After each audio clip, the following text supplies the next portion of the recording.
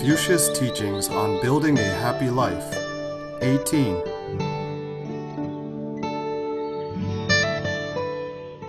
Guidelines for being a good person. A foundation for Mahayana Buddhism practice.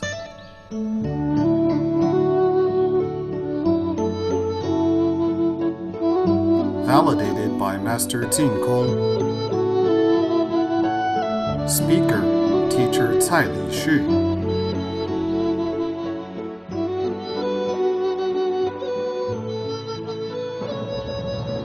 Elaborating Dizigui in detail. 18. Good morning, everyone. Greetings to you all. Yesterday, we started the second chapter on practicing fraternity outside the home. We have mentioned the older children should be friendly, and the younger ones should be respectful.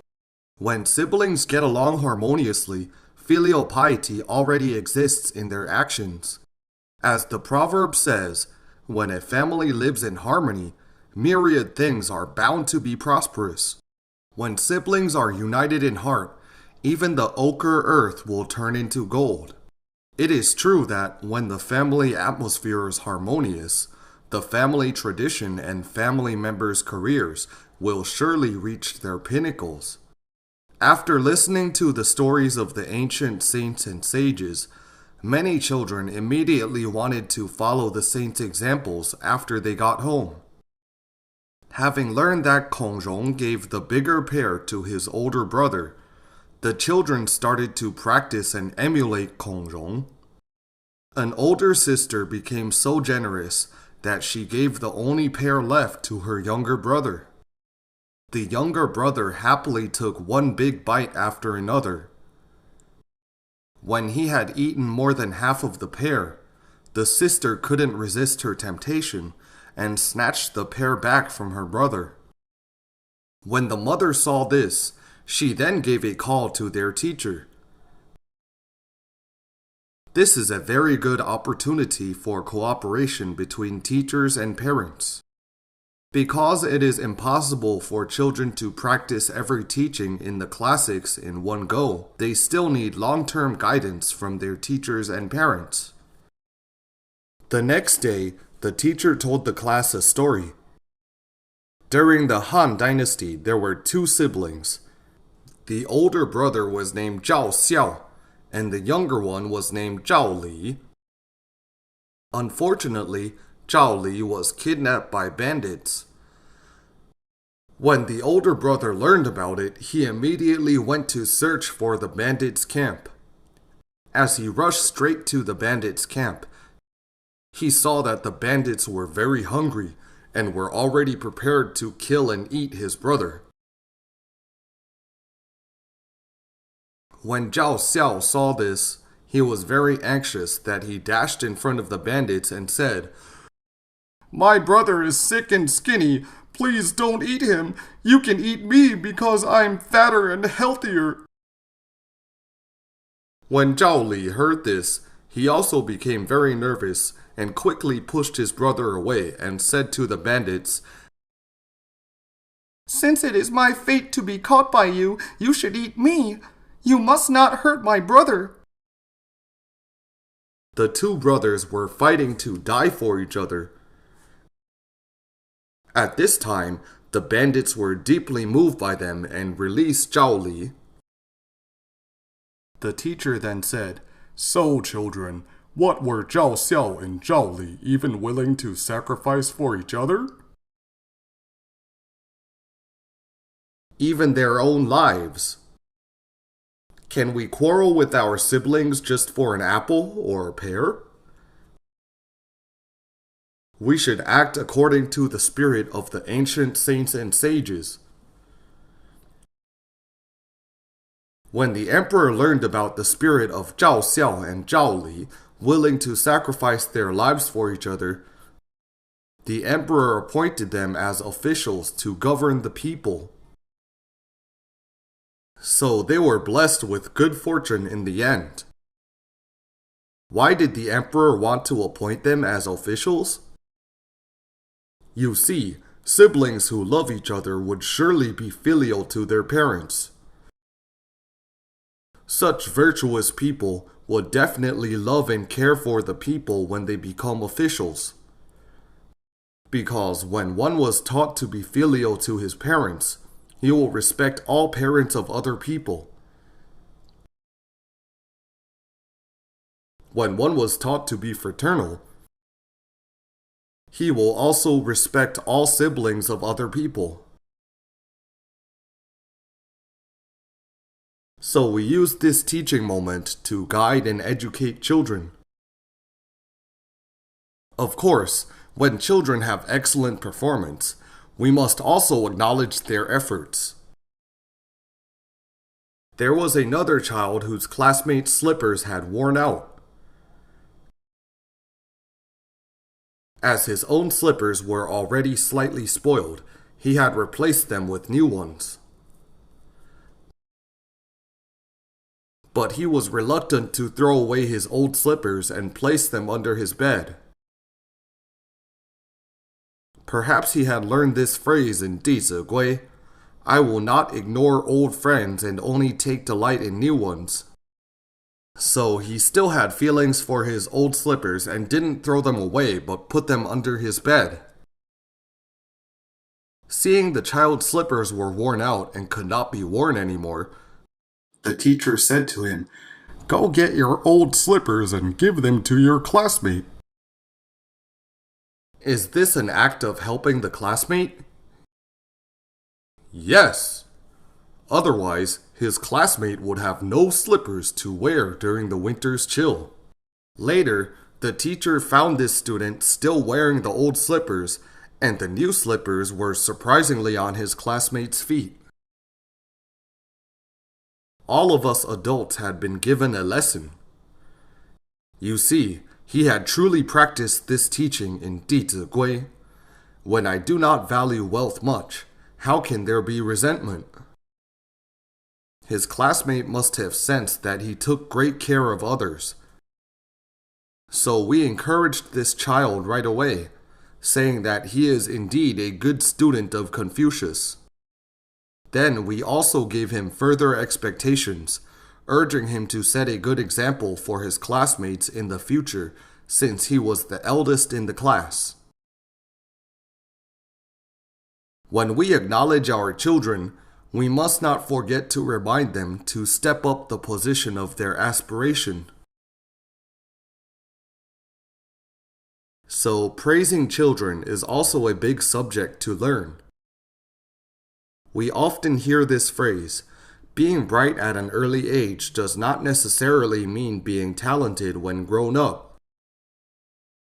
It is very strange. Why does a person have such great abilities when young, but may not necessarily have a good development when he grows up? This is a result. What is the reason? We can't just stop to ponder at the result, for it will leave us unclear about the truth. My friends, what do you think of this situation? There is no role model for them to emulate. This is a very important reason. We should seriously deliberate this issue. A father said, When my son was 2 years old, I thought he could become a national leader. When he was in junior high school, I thought it would not be too bad if he could just make it to college. When he entered senior high school, I thought it would be good enough for him to secure a job in the future. Why was there such a huge difference? But when a father's expectation of his son became lower and lower, would his son have a rosy future? No, he would not. So when elders didn't set a good example for him, he would not have an aspiration. He would slowly become idle and feel bored with his life. That is why at the beginning of our lessons, we emphasize that setting a firm aspiration is the cornerstone of learning. Besides, what is the purpose of learning to acquire abilities? In this regard, we must make a cautious start. What is the true purpose for children to cultivate abilities? Why must they learn to acquire skills? We have mentioned in the beginning that the purpose of studying is to become saints and sages. But today, people's study is purely for the reason of making money. Since they have set the wrong objective, is it possible to reap good results? So there must be a correct guiding concept from the beginning. Why were they outstanding when they were young, but not talented in the end? Because many of their skills were used to show off. That is why Dizigui teaches us, I should never show off in front of elders. Some children who have learned English or some skills, and their elders take them everywhere to show off. How would this make them feel? You see, all elders are clapping for me. Some even said to me, "We should learn from you. You are awesome." After listening to many words of praise, they would not be able to listen to others' suggestions. Therefore, even when praising others, we must use our sense of rationality and wisdom. I gained this understanding through my personal experience, as well as others' cases, and it is also attested by the classics. On the first page in the scroll of Truly of the Book of Rites, it states, One should never let his arrogance grow, should never indulge in desires, should never be complacent with his aspiration, and should never allow pleasure to be excessive. Let's take a look if people today violate these 4 principles. So long as people give rise to a mind of arrogance, there is no way for them to accept others' teachings. Thus, it will be very difficult for them to make further progress. If children are arrogant when they are young, it will be very difficult for them to have great accomplishments in life. Therefore, being bright at an early age does not necessarily mean being talented when grown up. If children became arrogant due to some special talents, that would be very troubling. Because to accomplish knowledge and wisdom lies in being able to accept teachings and in having a humble attitude. Only then would they know that there is always someone better than us. Secondly, we should not indulge ourselves in desires. The indulgence in material pleasure will ruin one's aspiration. Aren't there many truthful examples in front of us? Thirdly, one should not be complacent with his aspiration. Yet children today are worse than that.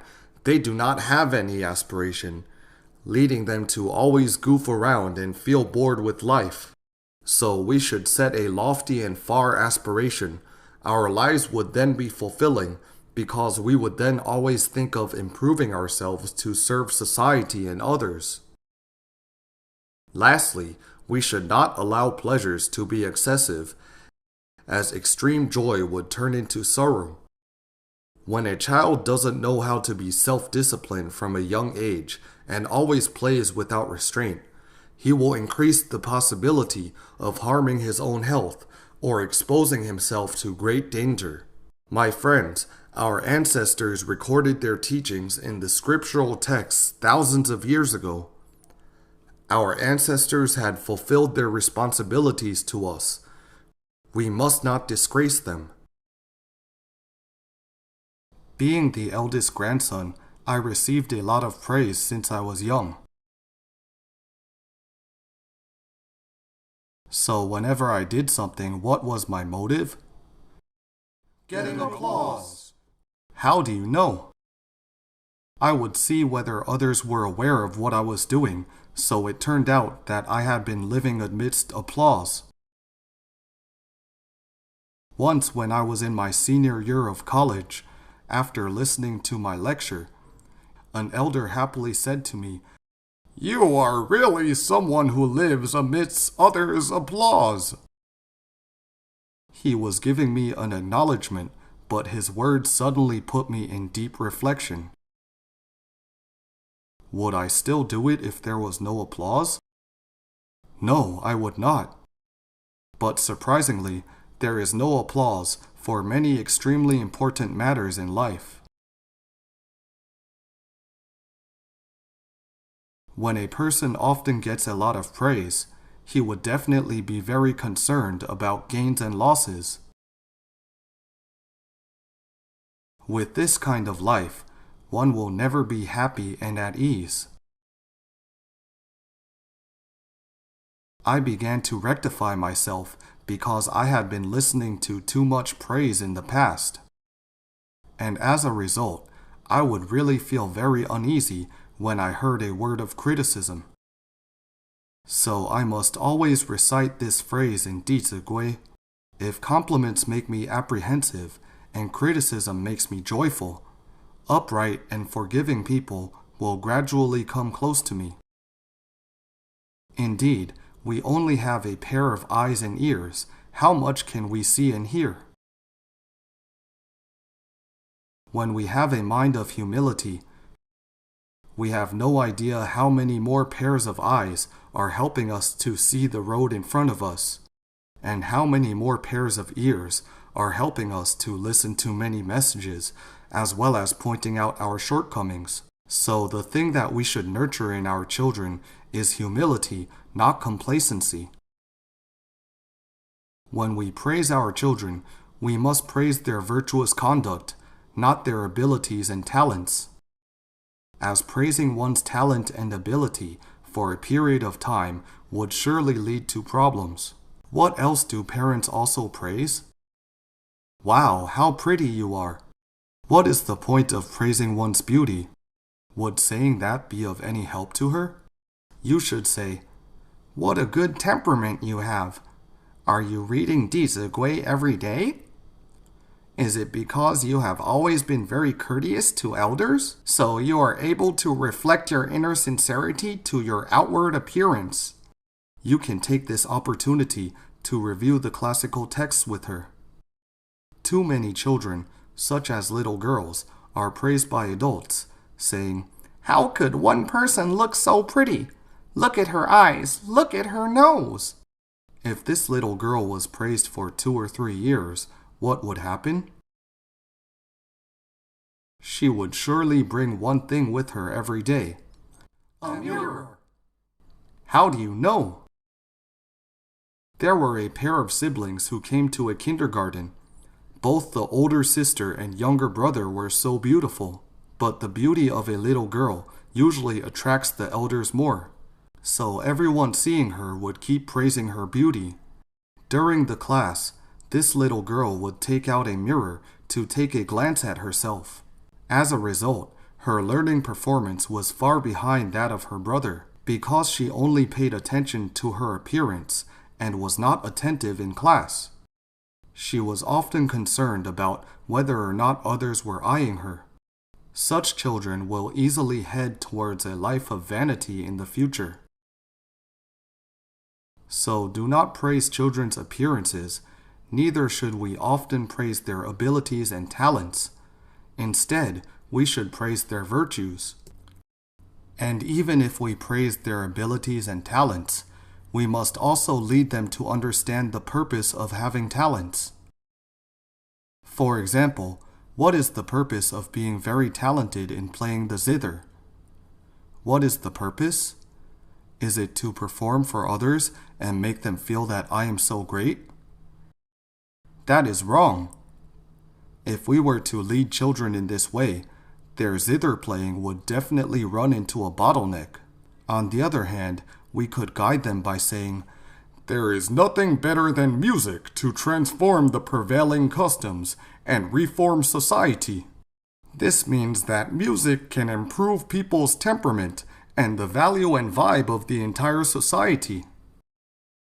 So when you aspire to learn playing the zither with utmost sincerity, you can surely perform music that will benefit the public.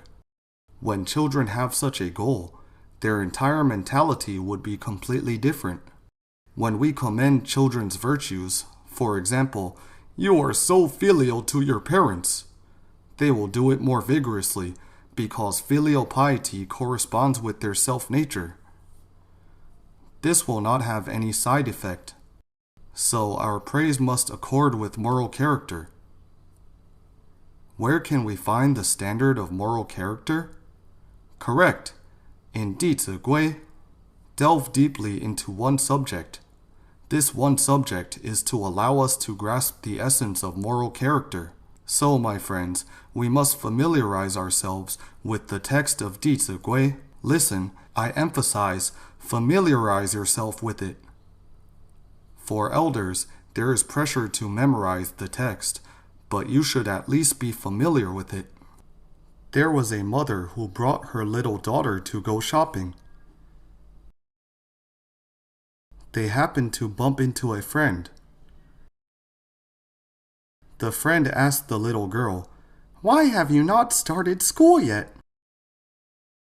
Being young still, the little girl asked her mother, "Mommy, what is school for?"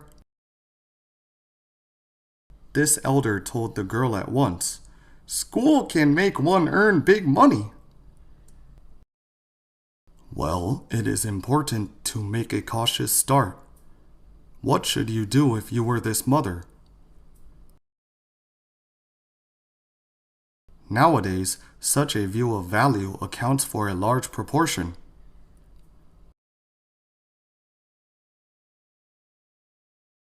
The mother immediately took the opportunity to signal to her friend not to continue talking.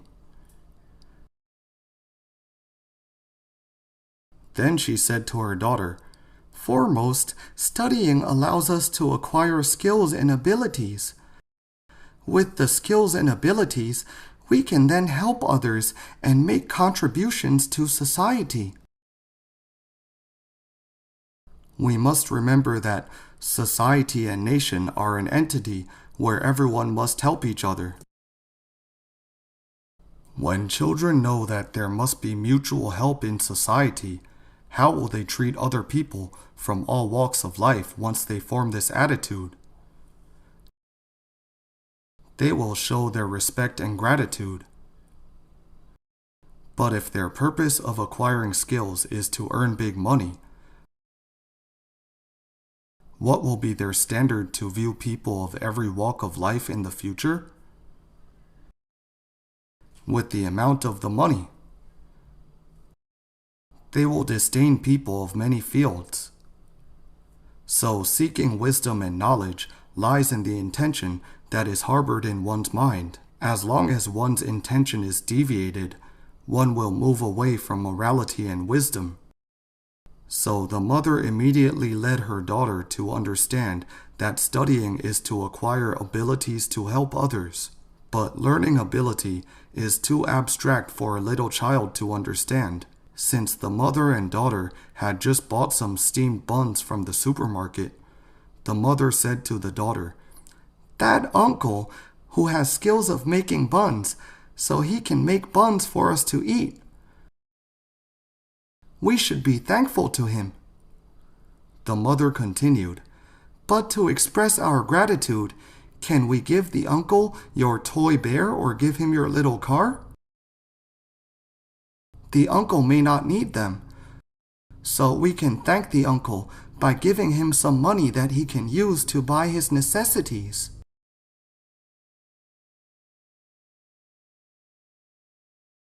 Through this opportunity, the mother guided her daughter to understand that the purpose of learning is to improve our skills to serve others.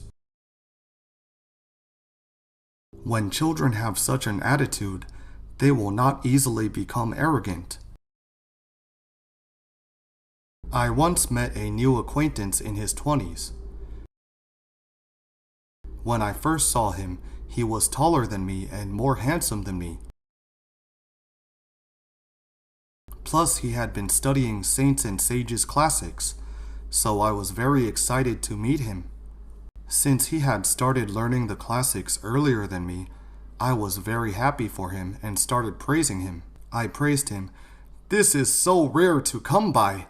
I kept praising him. Can we praise a person excessively on first acquaintance? No, we must not. We must be prudent with our speech. Yet I had not done the right thing. As I could not contain my joy, I heaped praises on him.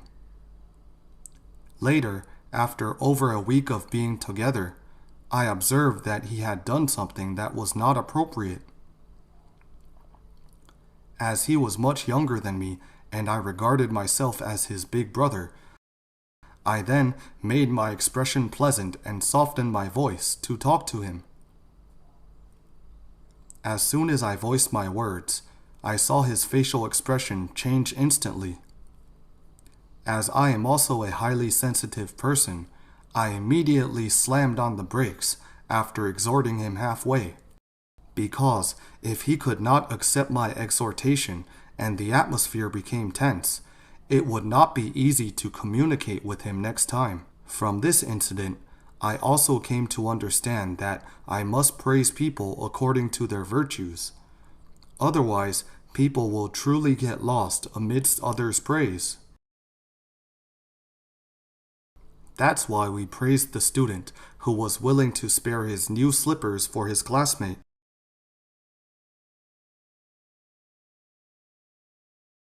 We also gave him further expectations by encouraging him to be a role model of virtue to everyone in the future. Why were the oldest siblings in the past exceptionally outstanding and responsible? Why? Because from a young age, their parents expected them to understand that parents work very hard, very toilsome, so they must take good care of younger siblings at home. You see, when children are given expectations and responsibilities, their abilities will naturally develop very fast. So in the process of educating children, there are many opportunities that we can grab to use these phrases to guide them. Yesterday we mentioned the next phrase. Whether drinking, eating, sitting, or walking, I should let the older ones go first, then the younger ones follow behind. In fact, this etiquette, though a small matter in life, its most important purpose is to develop children's respectful mind. Genuine wisdom and knowledge lies in one's intentions. There is such a saying, the highest learning is being considerate of others. With this spirit, it can then be called the highest learning.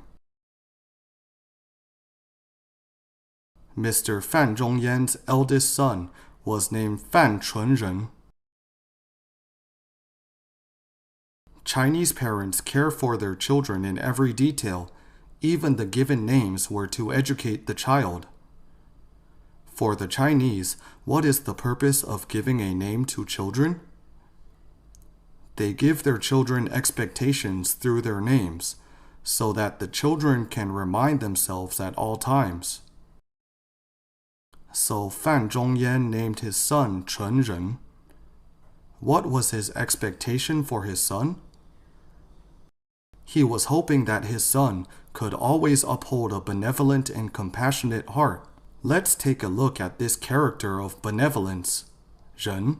It is a compound ideograph character which comprises the left radical of man, Ren, and the right radical of tu, What does this mean? Two people. Who are these two people? When we think of ourselves, we must also think of others. So Confucius said, "Don't do to others what you don't wish to be done upon you. Treat others the way you wish to be treated. Establish others if you wish to establish yourself. Help others to accomplish wisdom if you wish to accomplish your own wisdom." Since young, if children knew what their father's expectation of them was, naturally they would always encourage and urge themselves to go in this direction. As a matter of fact, Fan Chunren also didn't fail his father's expectation.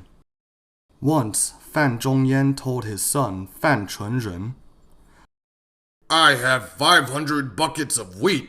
You need to ship them from the capital city of Kaifeng, Henan province, back to our hometown, Jiangsu province. Halfway through the journey, Fan Chunren bumped into an old friend of his father, who told Chunren about his own family situation. This elder had no money to bury his own departed parents, and his daughters had not married. He was in dire straits. Upon hearing this, Fan Chunren immediately sold the 500 buckets of wheat and gave the money to this elder. But the money was still insufficient. What should we do when helping others? To help one to attain Buddhahood, we must help him to reach the Western Pure Land. This implies that we must spare no effort to help them throughout to the end. So he sold the boat that was used to ship the wheat right away. Only then did he get enough money to help this elder. After handling this matter, he returned to the capital city to see his father. He sat down with his father and reported the whole incident of meeting his father's old friend midway.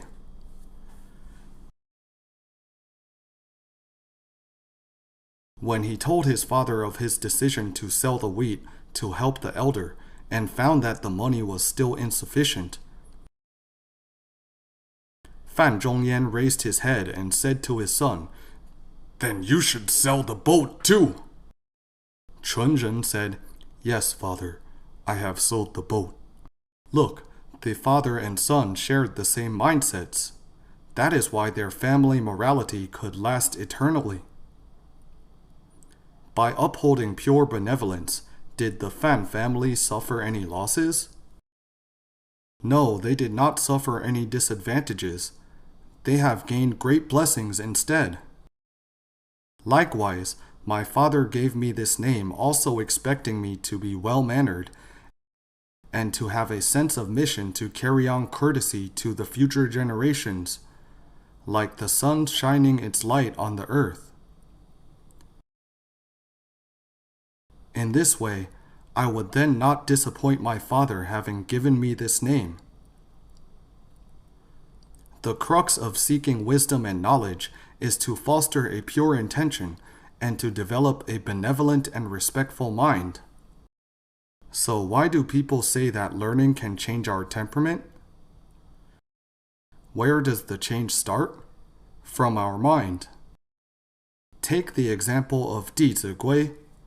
It teaches us to let the elders go first, whether we are drinking, eating, sitting, or walking, and when the elders are standing, the younger ones must not sit until told to do so. When children study the classical texts, they will gradually put them into practice. And when they implement the teachings, their behavior will slowly be internalized and become their intention. Their respectful mind will be increasingly sturdy.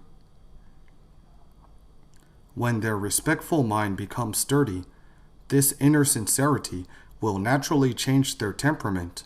So when children do not practice what they have learned, is it possible to see a change in their temperament?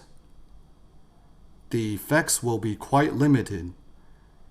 That is why practicing what we have learned is the cornerstone of learning. When drinking or eating, we must let the elders sit and eat first. We have a group of students in Shenzhen. They were not only taught by the teachers to let the elders eat first, they were also taught how to arrange the seats before sitting. The main seats must be reserved for the teachers. The students must not jump in and grab a seat. Is learning table manners important for children in their future? Yes, very important. I once heard from a boss who needed to have some discussions with a client. Both of them brought their own employees along. He said that one of his employees sat on the main seat as soon as they entered the room. Everyone was stunned and did not know what to do. Since he is an adult, it would cause great embarrassment to tell him on the spot. The main seat is the one facing the entrance. because when the elders or senior officials sit there, they would be able to grasp the overall situation. Can you let the boss sit on the seat nearest to the door? Then he won't know who comes in. So all the etiquette follows a natural condition, which is very reasonable. Since children have been taught to reserve the main seat for the teachers, they will not take the wrong seat and will be well disciplined. The teacher also said, If there are stripes on the table, they cannot point to the main seat as this is disrespectful. Every bit of these is fostering their respectful mind and carefulness. I was often not in the classroom because I have to travel around to give lectures. When I returned, I would have meals with the students. Once they were turning the table as I sat down for the meal. I felt strange and asked, "Why are you turning the table?" They said, "The stripes must not point towards Teacher Tsai as it is disrespectful." I was deeply moved upon seeing this. I believe that these children will maintain such a respectful mind for the rest of their lives.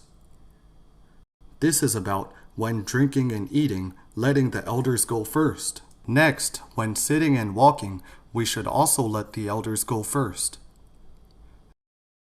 There was a fourth grader who followed his mother to visit their relatives. When they entered the house, his mother happened to be on the phone. He said to his mother, "Mother, take a seat." His mother said, "You sit first." He said to his mother again, "Mother, take a seat." His mother felt it was very strange and said, "I told you to sit, you just sit. Why are you so torturous?" The child said, "Mom, if you don't sit down, I cannot sit." Because he was practicing this phrase in Dizigui. At this time, as parents and teachers, we must be sensitive. We must help him fulfill his wish of practicing filial piety and a respectful mind. Only then can he establish his moral character and cultivate Tao. His mother had finally gotten back her composure at that time. Actually, before learning Dizigui, who was the one that ate and sat first? The children. It is inverted. When it is against the norm, of course the children's behavior will also become topsy-turvy. Now we must quickly rectify their bad manners. Letting the elders sit first can also be extended to using public transport. For example, we must line up nicely and must not rush to the fore. On the bus, other than yielding the seats to the elderly, pregnant women, children, and the frail, we should also move to the back, leaving the front seats for people who get on later.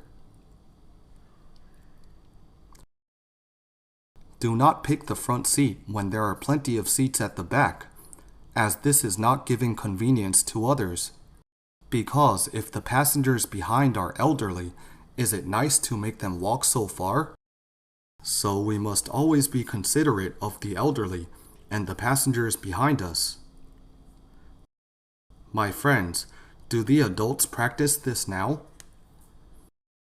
You can pay attention and observe carefully. For example, when a group or company goes on a trip, those who got on the bus first would sit in the front seats, and those behind would have to sit at the back. We must practice respect and courteous concession at all times. There was a school going on a tour, and many male teachers were sitting in the front seats. One of the female teachers had learned Dizigui, but she couldn't point out their mistakes right away, as adults are more concerned about their face. If we tell an adult directly their faults, they will probably fly into a rage out of humiliation. So even teachers should seriously learn Dizigui. Otherwise, their speech and behavior might go against what they teach.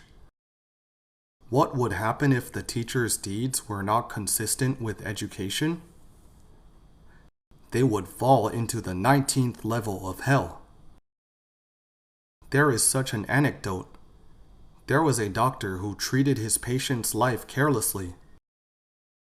The deity Yamaraja was enraged and sentenced him to the 18th layer down in hell. While he was in the underworld, he was very upset and called out, I didn't do it on purpose. It was just an accident. You see, he didn't learn Dizigui, so he didn't admit his mistakes. He didn't know that if I correct my faults and do not repeat them, the faults will no longer exist. Had he given rise to a thought of repentance, he would have left the 18th level of hell. If he tried to cover them up, he would be doubly guilty and have to stay there. As he was stamping his feet angrily, suddenly someone below him said, Stop stamping! Loud dust is falling on me! He was startled and thought to himself, Isn't the 18th level the lowest of hell? Why is there still someone below? He said, I was a doctor. I was sentenced to the 18th level because of being negligent in my work. What was your career? And why are you in the 19th level? The person below him said, I was a teacher! The doctor was sentenced to the 18th level because of ending someone's lifespan, but the teacher had sabotaged people's wisdom life. Sentient beings' lifespan will come to an end, but their wisdom life is everlasting. And if a teacher has correctly established his students' wisdom life, giving them the right concepts, it may influence their descendants of many generations, since the students will have children and grandchildren in the future. A teacher can teach hundreds or even thousands of students in his lifetime. That is why the teaching career is called the job of infinite merits if you perform your duties well. Conversely, if you fail to meet your responsibilities, your future will be bleak. My friends, after listening to what I said, please do not think of giving up your wish to become a teacher, as it is too frightening. What is really important? Your intention. Our teaching methods will accumulate gradually with experience, and the most important interaction with children is your sincere heart. Let's think for a while. Are the students of your first 5 years of teaching closer to you, or the students after your 5 years of teaching? The first 5 years. That's very strange. In which period of time were your teaching skills better? It must have been the time after 5 years of teaching. But why were your students closer to you during the first 5 years? It is because the level of your effort and intention in teaching makes the difference. The first 5 years, you were always afraid of not teaching them well, so you made a great effort to teach the students. The students would not only see your teaching skills, but more importantly, your teaching attitude would leave a deep impression on them. Perhaps after you have taught for quite a while, your love in teaching would diminish. Even though your teaching skills have improved, the impact given to the students may not be as strong. So a teacher does not need to worry about lacking in teaching skills. As long as you have a sincere intention, your merits are truly infinite and your future is promising. As teachers, we must always hold on to this motto. Learn to be a teacher of others. Act as a role model for society. Since teachers require constant learning, they must not stop pursuing morality and wisdom. The ancients said, Learning is to improve ourselves, while teaching is to edify others. We should neither stop learning nor give up teaching. Only through learning can we improve ourselves and rectify our bad habits. And only through teaching can we correct the students' perceptions and help them establish the right views in life. If we don't learn, it is very difficult to obtain true wisdom, and if we don't teach, we are not being benevolent and compassionate. Because only through ethical education can we save a person's life from the root. So we must always improve ourselves and students through teaching and learning. As teachers, we must not put away our books after graduation. Instead, we must learn more actively so as not to disappoint our country's expectation for us. Neither should we let down the parents' trust in us. Most of all, we must not fail to live up to the affinity between us and the students. So we must learn to be a teacher of others and act as a role model to society at all times. When this female teacher got on the bus and saw the male teachers sitting in the front seats, it was inconvenient for her to criticize them directly. As an adage goes, with sophisticated skills, one can handle interpersonal relationships beautifully everywhere. Using the art of speech, she softened her tone and said to them, "Ladies first. Men, please sit at the back."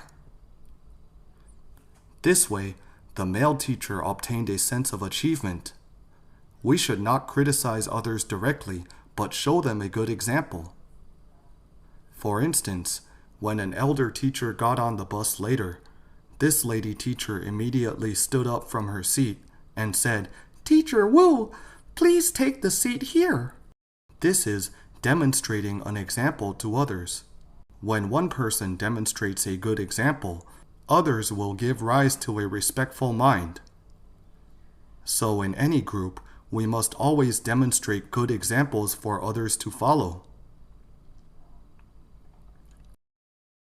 Other than seeing this phenomenon on the bus, she also observed her colleagues turned on all the lights in every room as soon as they entered the building when they went on a trip. Why did they do that? Because in their mind it was free.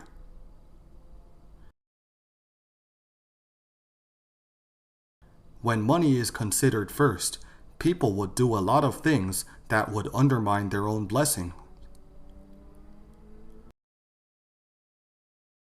May I ask, what do you need to keep the lights lit? Electricity. Where does the electricity come from?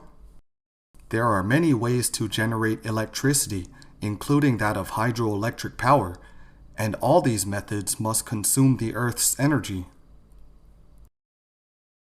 The more this generation uses it excessively, the more insufficient the supply will be for the next generation. I often say, when we look back on human history, which generation will be scolded most fiercely by their following generations? Which generation? Our generation. How do you all know? You can foresee the future. Very wise indeed. We can all imagine that people 100 years later will scold us as such. How do I have such bad ancestors? What kind of water did they leave to us? Also, what kind of air did they leave to us? How could they leave a broken ozone layer for us? And how could they leave us land polluted by pesticides? It has made our life difficult to even just survive now. Would you want to become such an ancestor? You see, how did our ancestors of thousands of years treat us? They left the best for us. They left wisdom to us. We must help ourselves to become decent elders and ancestors. This teacher did not blame them directly. She simply turned off the lights for them.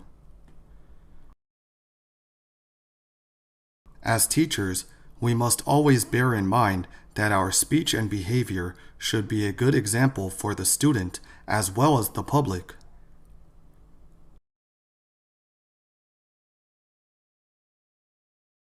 Many teachers then said, "Isn't it very exhausting for us to be teachers?"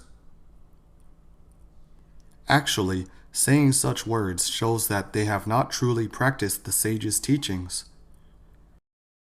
Had they genuinely implemented the teachings, they would not have said that, because the sage's teachings will truly let them live a good life. The sages said that we should sit upright, but those people say, "It is so comfortable to tilt to one side when lying on the sofa."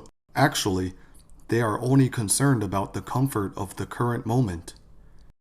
In the future, it will lead them to lasting pain. The most common health problems today are associated with bones, such as bone spurs and scoliosis. You may enjoy the momentary comfort and suffer from scoliosis later. At that time, you would have to get someone to step and knock on your back as massage therapy, and you would howl out in pain. So when you live your life genuinely in accordance with these etiquettes, you will enjoy excellent health and a life of ease. When you have internalized these respectful attitudes, you would do it very comfortably and relaxingly, without the slightest pretense. On the contrary, when you do not do so and get used to following your habits instead, you will be afraid of becoming embarrassed and will absolutely consume more energy. Because they do not understand the truth, people tend to have such misconceptions. It really depends on us to show them wonderful examples, so they would be convinced that people who study the sage's teachings are always beaming with delight and also getting along well with others. We must never display a frosty or sad-looking face after learning the sage's classics, as this will scare people away. We are the signboards of Confucius, as well as that of the saints and sages. We must polish this signboard often, with the attitude of turning over a new leaf every day, so as to foster our morality and wisdom.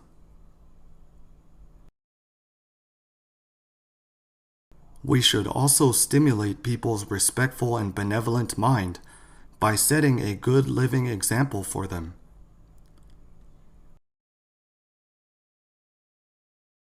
This is about whether drinking, eating, sitting, or walking, I should let the older ones go first, then the young ones follow behind. The next phrase is, when an elder is calling for someone, I will get that person for him. If that person is not around, I will put myself at the service of this elder. In ancient times, families were large. When there were guests coming to the house to visit their grandfather or uncle, it would be impossible for the guests to look for them in the rooms of the house. This does not comply with etiquette. So, as the younger ones, when we meet the elders or the guests, we should proactively ask, "May I know who you are looking for?" What should this child do if they were looking for his uncle? He should go and get his uncle right away, and he must not be discourteous to the guests by letting them wait for too long.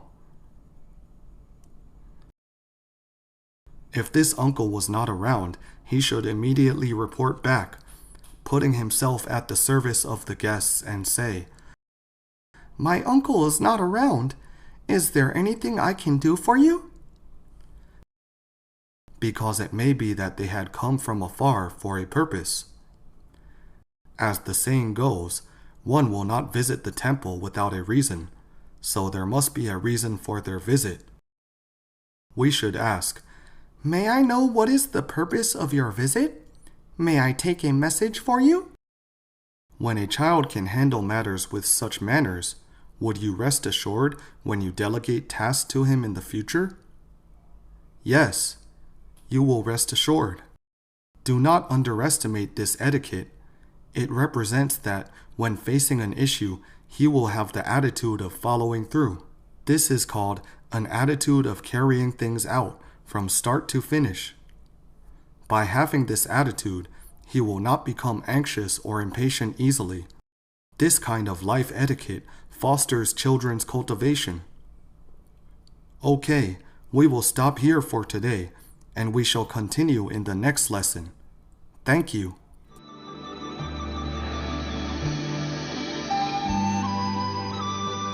For MP3 and full transcripts, please visit mahayanapureland.org. No copyright. Welcome to Circulate. Infinite merits to propagate. Filial to parents, respect to teachers. See you again.